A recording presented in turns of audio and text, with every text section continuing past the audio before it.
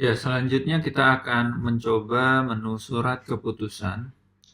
Ya, untuk surat keputusan, keputusan dan surat edaran, ini sebenarnya hampir sama cara kerjanya dengan surat masuk dan surat keluar. Jadi, jika ingin menambahkan silahkan klik tambah, lalu isikan formulir, dan hasilnya nanti akan tersimpan di sini. Ya, untuk surat keputusan ini bisa dibilang hanya sebatas pencatatan saja. Jadi kalau misalkan nanti mau dicetak dalam bentuk fisik, berarti tetap menggunakan Microsoft Word dan kodenya disesuaikan. Artinya untuk surat yang barusan ditambahkan kodenya berapa, berarti tinggal diambil dari sini. Nah, untuk yang keputusan juga sama, tinggal isikan data jika sudah disimpan. Surat edaran juga sama ya, isikan, nanti otomatis masuk ke sini dan usahakan kalau bisa bukti surat yang fisik itu di-scan dan di-upload. Jadi untuk kedepannya jika ingin dicari kembali, arsipnya sudah ada gitu kan ya. Yang di-upload boleh semua, artinya misalkan hasil scan-nya yang bentuk PDF atau Microsoft Word, semuanya boleh di-upload. Artinya begini, kalau misalkan kedepannya ternyata mau mengubah data dalam bentuk file, berarti tinggal kita download Microsoft Word-nya, lalu isi lagi dan dicetak seperti itu ya. Nah, kita coba next ke menu berikutnya. Di bagian bawah terdapat JRA dan klasifikasi. Nah, untuk JRA klasifikasi ini adalah pengelompokan data. Artinya dari surat-surat yang sudah dientrikan tadi kan kita tentukan surat itu masuk ke klasifikasi yang mana, seperti itu. Ya, misalkan dia masuk ke bagian organisasi, maka pada saat kita klik, nanti otomatis muncul surat apa aja yang mengelompok di bagian klasifikasi ini. Seperti itu ya. Untuk surat keluar juga sama, terus jadwal retensi juga sama, jadi nanti bisa kelihatan surat mana aja yang masuk ke kelompok bagian ini. Dan nanti di sini ada keterangannya bahwa untuk pengelompokan surat ini berarti statusnya apakah aktif, inaktif, atau musnah, seperti itu. Ya, ini contohnya ya. Terdapat ada 2 inaktif, terus ada 4 inaktif, dan seterusnya. Seperti itu. Untuk surat keluar juga sama. Jadi ada status aktif selama ketentuan, inaktif berapa, dan penempatannya di mana. Permanen ataukah sementara, dan lain-lain. Ya, selanjutnya ada menu pesan. Pesan ini adalah pesan seperti kita mengirim pesan tapi hanya di internal aplikasi. Artinya begini, misalkan saya sebagai operator ingin mengirimkan ke yang lain, misalkan apakah ke operator yang lain atau misalkan ke operator bidang lain, ke administrator dan sebagainya.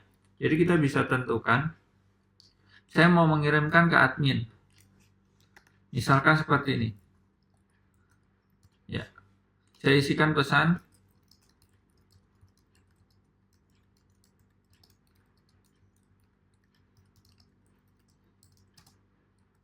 Nah, misalkan saya ada pertanyaan dan saya mau mau mengirimkan juga gambar masalahnya, misalkan ya, ini saya anggap gambarnya, terus kita kirim. Nah, setelah dikirim, nanti otomatis si admin itu akan menerima pesan, tetapi pesannya tidak di email atau di WhatsApp. Jadi pesan hanya di dalam seperti ini. Nanti admin login dan terlihat nih, ternyata ada pesan masuk yang dikirim oleh Ferdian, judulnya ini. Jika kita buka, maka kita bisa baca dan bisa balas, seperti itu. Nah, karena kebetulan saya belum pernah menerima pesan, maka ada keterangannya seperti ini. Nah, kita juga bisa lihat pesan apa aja yang pernah kita kirim di menu terkirim. Nah, ini sampelnya ya. Pernah mengirim di tanggal segini ke siapa gitu kan ya, ke admin. Nah, ini adalah keterangannya, isinya seperti apa, dan seterusnya. Kurang lebih seperti itu. Selanjutnya kita coba ke menu bawah. Nah, di sini ada manajemen akun. Manajemen akun ini dibagi menjadi dua, yaitu akun utama dan akun bidang. Akun utama ini maksudnya adalah akun administrator. Artinya begini, misalkan di bagian tata usaha ini ada yang mau dijadikan operator, mau dijadikan administrator, atau dijadikan pimpinan, misalkan ya, pimpinan dari aplikasi. Nah, kita bisa menambah dan menghapusnya di menu akun utama. Nah, contohnya seperti ini, saya sudah menambahkan 3 akun, operator, admin, dan Ferdian.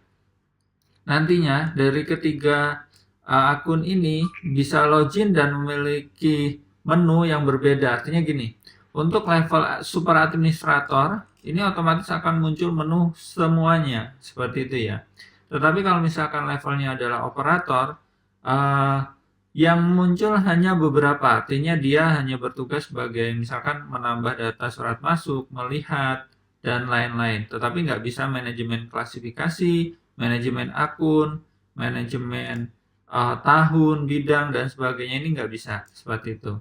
Nah, kalau misalkan kita memanajemen akun bidang, nantinya seperti ini. Misal, saya menambahkan akun ABC dan tujuannya adalah sebagai komisi 3, seperti itu.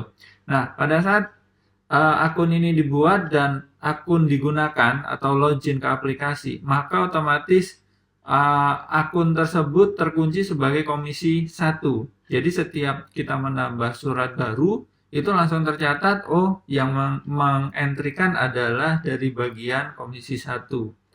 Seperti itu. Tapi kalau misalkan yang di akun utama tadi, itu dianggapnya semuanya adalah dari tata usaha, seperti itu. Ya, untuk menambah tinggal isikan formulir yang ada, dan di sini juga nanti ada level ya, admin dan operator. Selanjutnya jika ada kesalahan kita bisa tekan tombol edit. Ya, seperti ini. Jika mau membatalkan kita bisa kembali. Dan jika ingin menghapus, silahkan tekan tombol hapus. Seperti itu. Ya, kita coba next ke menu berikutnya. Nah, di bagian bawah pada panel admin, terdapat beberapa manajemen menu, manajemen data. Ya, salah satunya adalah manajemen bidang. Bidang ini adalah bidang-bidang yang ada di kantor, seperti itu. Nah, kita untuk saat ini kan kita sedang menjalankan DPRD, gitu ya. Nah, bidang di DPRD ini ada beberapa, yaitu misalkan DPRD, Komisi 1, Komisi 2, dan seterusnya.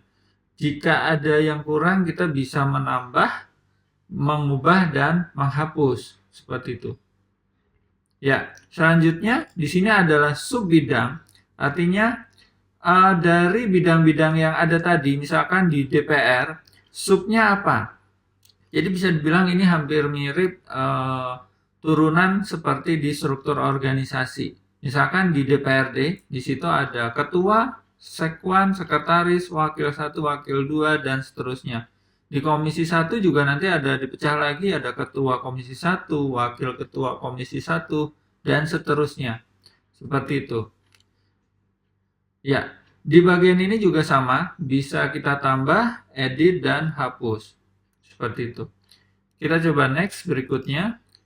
Pejabat penerima. Pejabat penerima ini adalah siapa saja yang biasanya bertugas atau melakukan disposisi.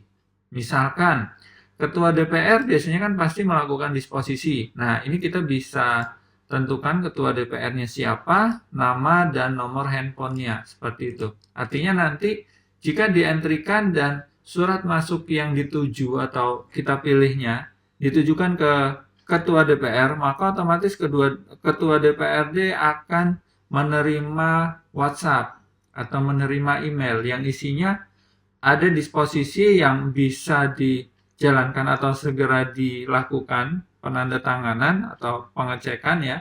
Dan di situ di dalamnya dalam bentuk link nantinya. Jadi ada informasi dan link. Jika kita klik linknya, maka otomatis muncul detail dari isi disposisi dan di dalamnya terdapat informasi file yang dapat dilihat. Ya, jadi sebaiknya sebelum dilakukan disposisi, nah sebaiknya di bagian sini tadi, di bagian surat masuk, scan suratnya, gitu ya. Jadi tujuannya kenapa? Kalau kita belum melakukan scan surat, nanti untuk si yang akan melakukan disposisi tidak tahu nih isi suratnya seperti apa. Kalau secara manual kan biasanya kita berikan kertas disposisi dan di bawahnya adalah surat yang diberikan, gitu kan ya. Terus kita kirimkan misalkan ke siapa nih? Misalkan ke ketua DPR. Ketua DPR melihat, terus memberi catatan atau tidak di disposisi, lalu tanda tangan. Nah, seperti itu. Nah, kurang lebih ini juga sama. Jadi nanti sebelum dilakukan disposisi, scan dulu. Nah, setelah di-scan, nanti pejabat disposisi akan bisa melihat isi dari suratnya apa, dan dia bisa memberi komentarnya seperti apa. Seperti itu. Dan nantinya setelah diisikan, ketua DPR mau memberikan atau meneruskan disposisinya kemana, itu nanti ada pilihannya. Seperti itu. Ya, kita coba next. Oke, di sini ada pengaturan tambahan surat keluar. Nah, pengaturan surat keluar ini sebenarnya pengkodean ya. Jadi pada saat kita menuliskan surat keluar, tadi kan ada nomor surat di paling atas. Misalkan 170 terus 001 garis miring Setwan atau DPRD. Nah, kalau misalkan ternyata kode ini kurang, misalkan ini ada kode baru, maka operator atau administrator bisa menambahkan masternya di sini. Seperti itu. Nah, nanti otomatis akan masuk ke pada saat pembuatan surat keluar yang baru. Selanjutnya ada sifat. Sifat ini tidak digunakan ya untuk DPRD Metro. Biasanya kan format surat keluar itu ada 001 garis miring apa gitu kan ya. Nah, kebetulan untuk format yang ada saat ini yang sudah berjalan tidak ada kode seperti ini.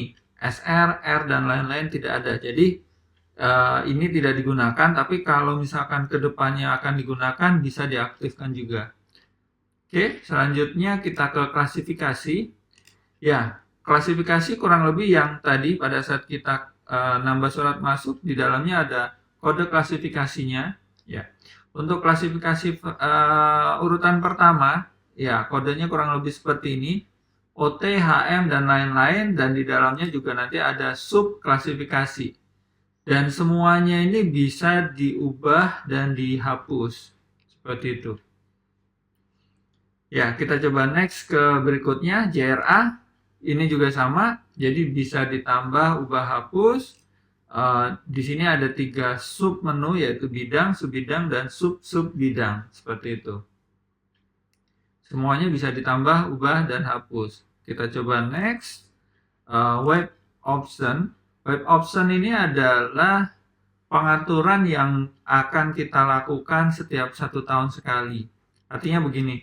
Misalkan sekarang udah masuk tahun 2024 dan kita mau semua format surat berubah menjadi 2024. Maka di awal tahun kita ubah nih tahunnya menjadi 2024. Nanti otomatis setelah diganti semua surat kosong atau mulai lagi dari angka 1. Nah, ini kan kebetulan 2023 dan sudah ada 3 surat gitu ya. Tapi kalau kita ganti menjadi 2024, maka berubah jadi 1 lagi gitu. Dan lihat datanya juga akan kosong. Artinya yang 2023 itu sudah menjadi arsip dan kita masuk ke tahun yang baru. Tetapi nantinya tetap data-data yang sudah dientrikan di tahun-tahun sebelumnya hanya tidak ditampilkan tapi disimpan sebagai arsip. Seperti itu. Ya. Selanjutnya adalah ubah password. Ubah password ini adalah ubah password siapa yang sedang login. Nah, kebetulan karena sekarang adalah yang login Ferdian, maka pada saat kita ubah password ini, yang kita lakukan adalah mengubah password si Ferdian. Nah, gimana nih caranya kalau misalkan ternyata ada operator lain atau petugas lain yang ternyata lupa password? Nah, sebagai administrator, kita bisa melakukan ubah passwordnya melalui manajemen akun yang tadi. Misalkan nih, ternyata si operator ini lupa. Berarti kita tinggal lakukan edit, lalu ganti password yang baru. Dan yang terakhir adalah tombol logout. Logout ini adalah keluar dari akun, seperti itu. Atau kembali lagi ke halaman login. Ya, kurang lebih untuk penjelasan singkat dari aplikasi e-office sampai di sini. Jika ada pertanyaan, boleh ditanyakan melalui email atau WhatsApp ke kami. Ya, selamat siang dan wassalamualaikum warahmatullahi wabarakatuh.